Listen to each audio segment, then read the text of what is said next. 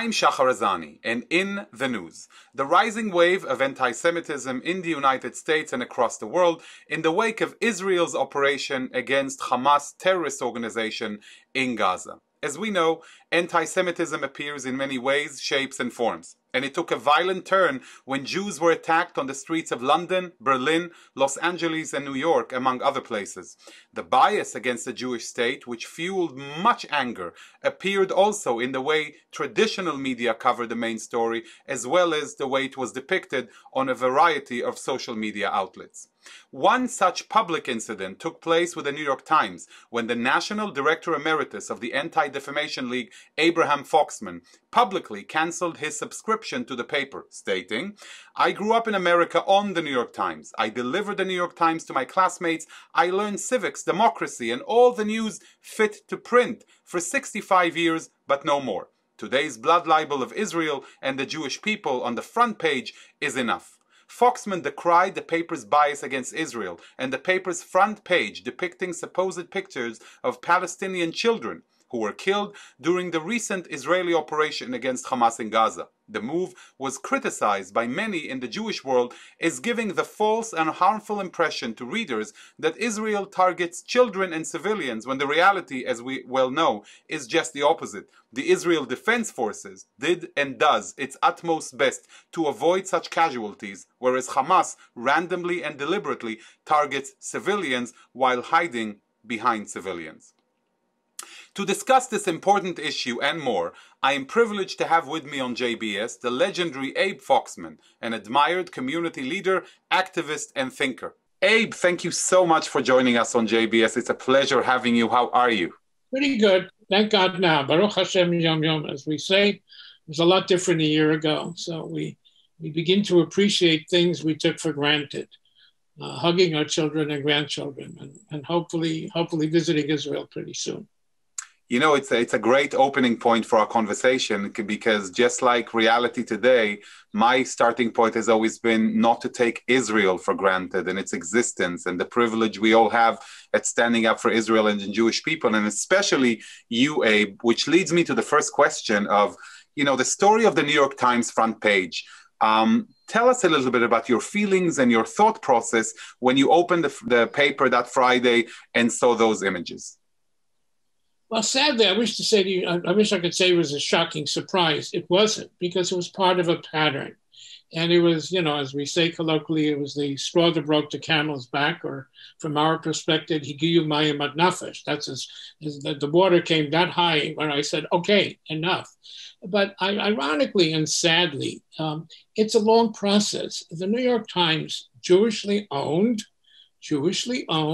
and of course accused by all anti-Semites and all people who don't like the Jews as a Jewish newspaper. The Jews control the media, always had a problem with their being Jewish. And even in the days of the World War II, the Holocaust almost didn't exist in the pages of the New York Times. There recently was an exhibit at the U.S. Holocaust Memorial Museum in Washington about America and the Shoah. And as you walk through the exhibits, the Jews being killed was covered on page 1 in Omaha, but it wasn't covered in the New York Times. So from those days, they've had issues with Jews. The general manager, whose name was Abe Rosenthal, was told if he's to continue as general manager, he had to change his name so Chas v'Chalila wouldn't be too Jewish, and he became A.M. Rosenthal. So they have a problem. When it came to the establishment of the State of Israel, and there were forces in the American Jewish community, then called the American Council of Judaism, that was worried about double loyalty, Zionism, that Jews will be considered not loyal enough to, and that infected the leadership of the New York Times, and they were opposed editorially to the establishment after the State of Israel, after the Shoah. Okay, even after the Shoah, this continued. So it's not something new, but again, you know, it is the newspaper of record. It is. Sadly, it is. I already miss it. It's been a week that I've canceled, and I already miss it because except for that blind spot, It's pretty good. All right, politically, you have to be on the left side of the political agenda, but that's fine. Now, this war they covered like all other wars, anti-Israel, always focusing on the other. There was one story. It was not a story. It was a tabella. It was a box doing day 1, 2, 3, 4, 5, 6, and all it talked about was Israeli rockets into Gaza, not Gaza rockets into Israel. It listed all the dead. It was so hideous. The editorials, it was all over. And then when I picked up the New York Times and saw this, I said, that's enough. That's enough. And I don't believe in cancel culture. I made a decision for myself. I shared the decision. I'm not telling anybody what to do. I'm not sure it's going to make a difference, which is even sadder, they're doing well. It's just sad that this very serious instrument at a time where media is important, more important because we've lost truth in this country, the media is being challenged. My God, I wish they would open up their eyes and see what they're doing. I agree with you, and I hope they'll be worthy of you, Abe, and especially saying those things from your perspective. You're not just another reader of the Times. Your experience for decades in this country and beyond in showcasing the fight, the struggle against anti-Semitism. I want to ask you about, an interaction that happened last week on Bill Maher's show on HBO when Nicholas Kristof was interviewed on the issue of Israel and Gaza. And there was a very telling moment because Kristof wrote, of course, a scathing op-ed against Israel in which he infused a paragraph almost, just kind of like to balance things out, and said something nice about, Israel and Israeli Arabs, etc. All this at a time when Israeli Arabs are galloping into the Zionist coalition. But still, and when Bill Maher opened the question with stating that paragraph, you could almost see Kristof fidgeting in his seat, uncomfortably saying, smilingly, there was a context to my remarks. Did you catch that? Yeah, and he was very uncomfortable when he had to admit that, call Israel apartheid. Arabs are in the Knesset. They vote. They're doctors. They're lawyers. They're judges, etc. So these people have difficulty admitting the truth. But Shahar, I said publicly, when I came to this country, the Times was my civics lesson. I learned democracy. This is every day I came to school. I went to yeshiva. I even made 50 cents a week distributing the New York Times. Wherever I would go globally, it was the international edition of the Herald, which is an element of. So it is very, very sad. It is very, very sad. One thing was also striking for me in that conversation when Kristof compared the existence of the bureaucratic Ministry of Defense in Tel Aviv to Hamas firing missiles from within civilian population. I found it incomprehensible how somebody of any kind of intelligence would even compare the two. Can you explain? I mean, how could that even work? Justify their prejudice. It's to justify their bias. So here is the Kiryat, Ministry of Defense, which was placed in Tel Aviv when Tel Aviv was a little ghost town. Right. When it was nothing, it was farmland. This is where it was. They were Quonset huts. I remember going to visit the ministry. It was, like in a camp. And then the city grew around it. And to have the chutzpah, the audacity to compare this to the fact that the Hamas placed their military in homes, missiles in homes. So it is sad because he is smart, he is knowledgeable, he has an influencer, but in order to cover up on his deep-seated whatever, he's got a problem with us. He has to go to lies. He has to go to exaggerations. And sadly, not all people listen to both sides. And a lot of people read him without hearing Bill Maher.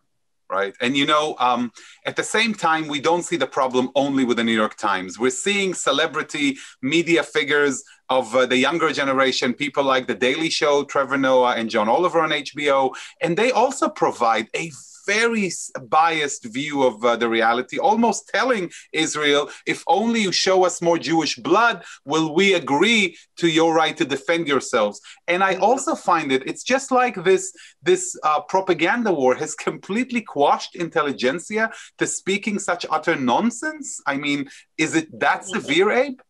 Yeah, but I would say, and I don't know how much blood would satisfy that, but you're saying something else. We're focusing on the New York Times because it is the New York Times, but it's the Washington Post, it's NBC, it's CBS, it's BBC, it's CNN. It's horrific to watch and see smart, intelligent people so blinded, so blindsided. And there's another thing, there used to be time before you were born, I could understand all of it because America's air was oil. America lived, breathed. I remember we once in the ADL, I took out an ad during the oil boycott, with a barrel of oil on its side, and it said oil. It can heat your home, it could heat your house, run your car, and blackmail your country. And then it made sense. It wasn't nice, it wasn't good, but people live on interest, they follow interest. And so American foreign policy and the corporations and everybody else, they needed that oil to breathe, to move. And so we were expendable. Oil was coming from Saudi Arabia and the Gulf, and what did Israel have? Values, okay, so there was a sick rationale, interest governs. Now we don't need their oil. So it's not a question of placating, those needs. Now it's much deeper. It's much more serious. It's the intelligentsia. But look, it's an element of anti-Semitism. I think that Israel is a platform. It gives them a legitimacy for their not liking Jews. I don't buy anymore. This anti-Zionism is nonsense, except maybe for the 10 people you and I can identify who don't like anybody's nationalism. You don't like Zionism, you better not like Palestinian nationalism. You don't like Zionism, you better not like American. That's fine. You could be that. But no, everybody else's nationalism and self-determination is fine, except for Jewish. And that to me is anti-Semitism. And here too, look, you want to criticize Israel? Kol hakavod.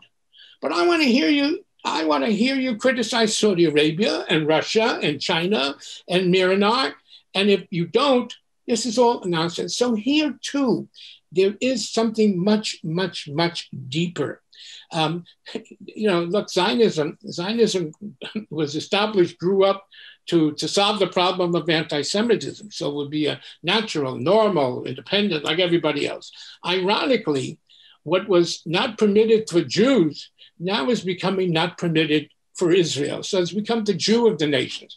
What country isn't allowed to protect itself, to defend itself? What country can't decide on its own capital? So yeah, it's a platform of pseudo-legitimacy for those who have a problem with us. And sadly, there are a lot of people who don't like us, have a problem with us. Mark Twain, who ironically, besides being this great American cultural icon, became a major, major advocate against anti-Semitism. He got himself in trouble financially. He had to take a trip to Europe to give speeches to make money to pay his debts. And he came back and he wrote an essay called Concerning the Jews. And he said, wherever I went, I found anti-Semitism. Rich people, poor people, smart people, stupid people, religious people, atheists. And he said, it was just overwhelming. There was always somebody else and had another reason. And he came up with his own answer. And his answer was that the Jews succeed. So it's jealousy. Well, that's a big problem. What do? Tell your children to be number 2 or number 3? And he said, he wrote in the 1890s, he said, there's this guy Herzl who wants a Jewish state. Can you imagine if all the Jewish smarts came to one place, how it will impact on the world? But ironically, anti-Semitism, the oldest of hatreds, serves a lot of masters. It metastasizes. And so this month, like like 7 years ago, etc. It serves the master of, why do you attack Jews? Because they support Israel. Okay, so that's now the reason. So there are pogroms in Los Angeles and New York and Tulsa and whatever, and Salt Lake City. Why are Jews all of a sudden targets again? Not because they're successful, not because they control the media, not because they control finance. Now it's because they support this apartheid colonialist state, and therefore they're deserving. That's today. So when we're going to talk, or we talk about anti-Semitism, Lama, why?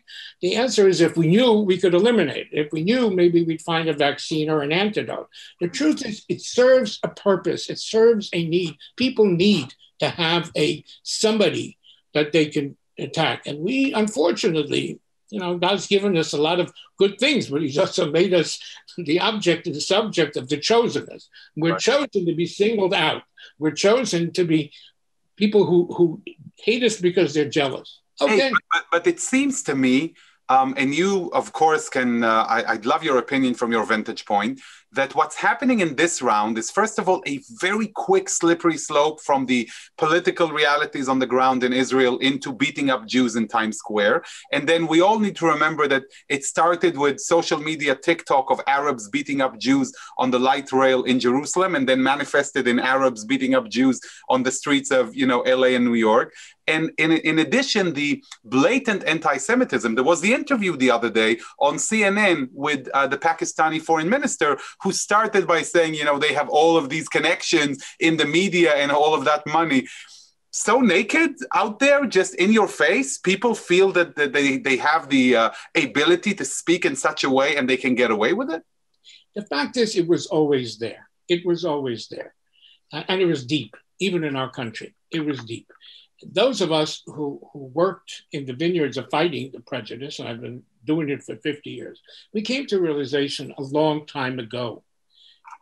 It's a yesh, haya, it was, it is, and it will be, till we find an antidote. If we didn't find an antidote after Auschwitz, when Auschwitz was laid bare to the world, now we have generations who don't know, but then the world knew. They saw what hate can do. They saw what anti-Semitism can bring. If we didn't put together all the scientists, all the everybody to find the antidote to hate, because we were just the first target, then we're not going to have it. So we came to the realization it will be with us. And for, 50 years, we kept on saying first to the Jewish community, then to the general community, it is serious. It's here. It's now. What we did is we developed a firewall, a containment policy. We used all elements. We used the law. We used education. We used coalitions. We used the truth. Now, anti-Semitism is a lie. How do you answer a lie with the truth? We had the truth. We had the media. Then what happened in the last several years are two things. First, internet, social media, which changed the whole, we still don't know what impact it's having on us. We know it's destroyed privacy. It's in a process, and I would even say it's already destroyed civility. So this firewall, the containment that we had of a consensus of what's right, what's wrong, what's moral, what's immoral, what's truth or lie, which served us very well not in eliminating but keeping it in the sewers, keeping that in the bottle, not letting it out. So the internet it's a superhighway, yes, for good things. Look, it's enabling us to talk. I'm home and you're in your home, and we'll broadcast it to the world. So wonderful. But it also is a superhighway, which anonymously in nanoseconds permits the transmission of hate. Now, the other thing that's happened, and in our country, but globally, is we destroyed a consensus on what's right and wrong. Thanks to Mr. Trump.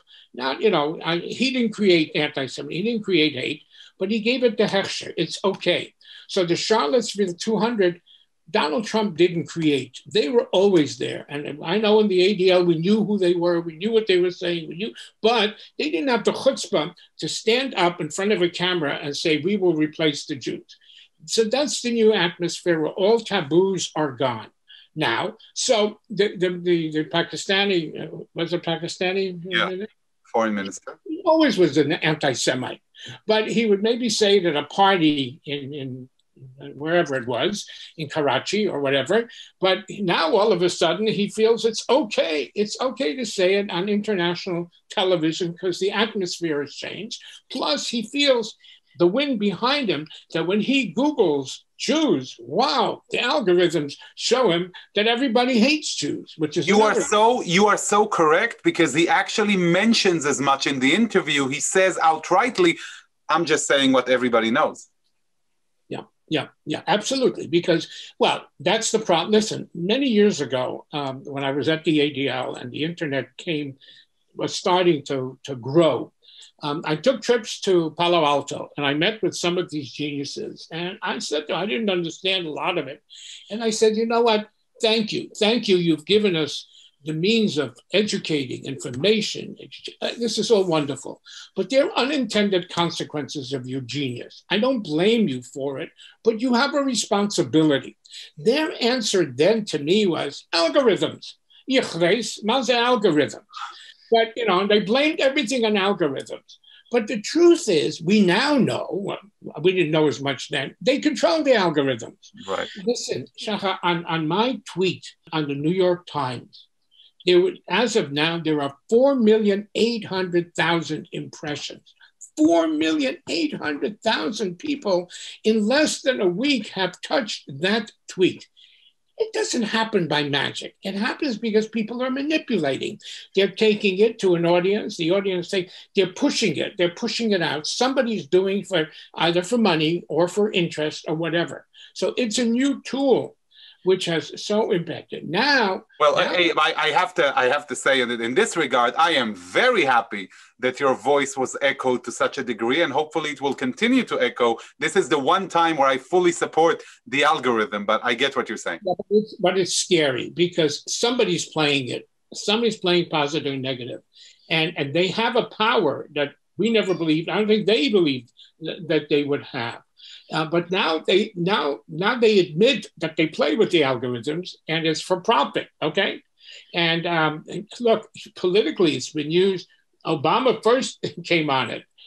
Trump, a lot of people said wonderful. When Trump began to learn how to use it, people said not so wonderful. So it is a double-edged sword. Look, you and I, maybe more I than you, grew up. How do you deal with bad news? With good news? How do you deal with a lie? With the truth? But if the lie comes in a tsunami, how do you deal with it? So we need to be able to balance freedom of speech with civility, and we haven't found that formula yet. And we have to also say to our people in Palo Alto, thank you, but no thank you. So you're as you attested to it yourself, you're an eternal optimist, and naturally your kind of leadership. What's your recommendation? What do you, the young adults that come to me, that come to the community, that come to you now and say, Abe, what do you think we should do at this point in time? How can we engage in the fight against anti-Semitism? What would you tell them? I think first and foremost is something which is not so wonderful, and that is security, security, security, security. In all the years in the ADL, when we knew that it's there, it exists, we're not eliminating it. We said, security is not an issue you deal with, after a bombing. You deal before a bombing, before an attack. So number one, we need, yes, thank God there's law enforcement in this country. Thank God the police are not like in Kishinev or in Damascus. There are allies, but still, first and foremost, we need to worry about our security. And so that's one. Number two, I think it's a question we need to be proud. We need to stand up. What scares me, what disturbs me is when I read that Jews are removing kippot from their head for safety and security, or they're taking, down the Magen David, the Star of David. That's a victory to the anti-Semites, which we shouldn't give them. So if you have security, you can publicly continue to be proud who you are. Then we need to educate. Thank God the American Jewish community has learned how to utilize its God-given political rights. I once argued, I remember, with Erdogan, who said to me, "Oh, the Jews control." I said, "No, we don't have power. We have influence." And he said to me, "Well, what's the difference?" I said, "There's a big difference. When you ask me to do you a favor and I don't succeed, and then you say, oh, those goddamn Jews, they didn't want to do it for me. They have the power." No, but I said, you need to understand, you asked me to do something. And if I think it's the right thing to do, I will use my influence. Why? Because Jews have used their God-given civic rights to vote, to support, to speak up. Well, now we need to do it more than we've ever done it before. We need to stand up for rights, for Israel, for what we believe. We need to embrace Shahar, our friends. It's a much longer conversation. I don't think we should be wasting energy, attacking the squad. Okay, you know what? The squad is the squad. It's not the Democratic Party. It's not America. I remember the Republican Party had its Pat Buchanan's and its Senator Percy's. And you know what? They were more powerful than the squad, and they didn't have their way. I think what we should be smart is embrace our friends. Tell our friends thank you. Tell them we will support them. Tell them it's important, rather than take out ads about somebody who we're making bigger than they are. So even the celebrities, you know what? We've made them much bigger. Their voices are much bigger. You know what? Put them down, move on, embrace your friends. Show your friends that it's important that they stand up. So security, pride of who you are, and standing up to what you believe in. Shahar, I felt very disappointed in the American Jewish community the last 2 weeks. I didn't see them in the streets supporting Israel. To me, when everybody said, oh, the American Jews, they're less. You want to know something? The American Jews care more about Israel than anybody knows. Because I grew up at a time when the American Jews didn't even know where Israel was. Today, half of American Jews were in Israel. You have more institutions on the college campus pro-Israel than we could ever imagine. So, and if they disagree, they care. They didn't care before. So, but something happened. It's partially Israel's fault. Why? Because Israel did not communicate to the world, or certainly even to the Jewish community, that it was in danger. It really was in danger. This was a serious crisis. Chas v'chalila, if the Hezbollah opened up, how many Iron Domes are there in the world? And Jews did not perceive this threat and weren't ready to go to the streets the way I think the world should have seen them. And so now part of it is because the Israeli leadership wasn't there. The Israeli leadership was preoccupied in this, unimaginable. Israel was under threat, real threat. Abe, I completely agree with you that we can, on an individual level, we can and should do more. I was speaking in one of the rallies on Long Island, and I remember thinking to myself, I really have to aim my phone well to get a shot where it seems fuller than it is. But then they show you the images on Queens Boulevard where you see thousands of people march, some of them, or too many of them, useful idiots holding signs of from the river to the sea, not even realizing what that means. But I think that the biggest message here is to rise up, of course, take care of your security. And if I'm hearing you correctly, for our younger audience on college campuses, it's about not just focusing on the bad guys, on SJP and others, but also building alliances with other groups on campus. Show them your colors, find means to collaborate so that they get to know you as person to person, which will build long-term relationship, not just as Israel, but as Jews, as people. Yeah, but also, Shahar, not with pink rose-colored glasses. We stand with others. We stand with others. We stand because it's part of our values, it's part of our tradition, it's tikkun olam, for whatever it is. And if they don't stand with us, you know what? We need to demand. It's not a quid pro quo. We don't make a quid pro quo when we stand up. But when we are in trouble and they're not there, we need to learn lessons or teach lessons. Very good. I can tell you that on a diplomatic level, when I served in Africa, these were some of the tough cases we had when we used to have relationship bilaterally, and then it didn't manifest itself on the international stage. And like you said, friendship is friendship. It has to go both ways.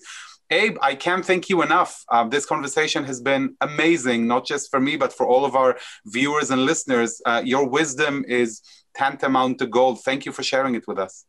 Thank you. Thanks for having the opportunity to share and discuss. There's a lot. Your clarion voice against the evil of anti-Semitism and the Jewish people is much needed today, and I hope that everybody who listened at least took notes as to what the next steps are. I know I sure did. Thank you. Thank you. For JBS, I'm Shahar Azani. Until next time, see you soon. Shalom and lehitraot.